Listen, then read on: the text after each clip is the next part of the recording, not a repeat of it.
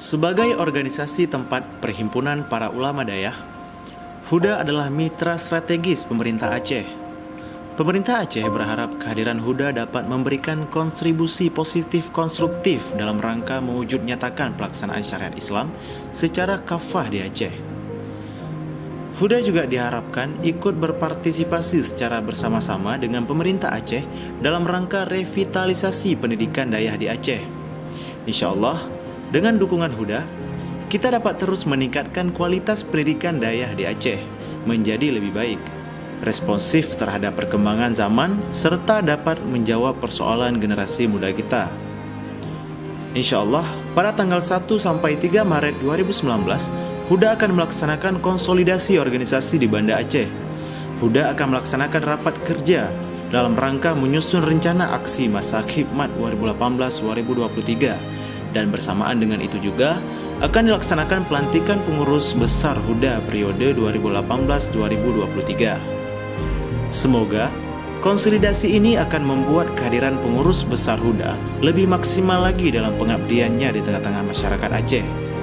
Mari kita dukung dan sukseskan raker dan pelantikan pengurus besar Huda.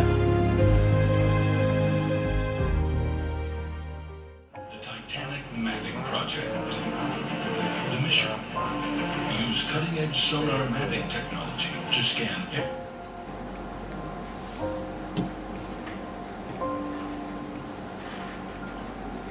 Bismillahirrahmanirrahim. Assalamualaikum warahmatullahi wabarakatuh. Saya Usama Elmadni, Kepala Dinas Pendidikan Dayah Aceh, mengucapkan selamat dan sukses atas pelaksanaan rapat kerja pengurus besar Himpunan Ulama Dayah Aceh dan pelantikan pengurus besar Huda periode 2018-2023 yang akan dilaksanakan pada tanggal 1 sampai 3 Maret 2019 di Banda Aceh. Semoga kegiatan ini menjadi momentum konsolidasi organisasi Huda, sehingga di masa hadapan Huda dapat berkontribusi lebih baik dan lebih maksimal lagi dalam pencerdasan dan pencerahan umat. Dan tidak kalah penting, tentu kami berharap semoga Huda menjadi mitra strategis pemerintah Aceh dalam mewujudkan Aceh hebat dalam bingkai syariah. Billahi taufiq wal hidayah. Wassalamualaikum warahmatullahi wabarakatuh.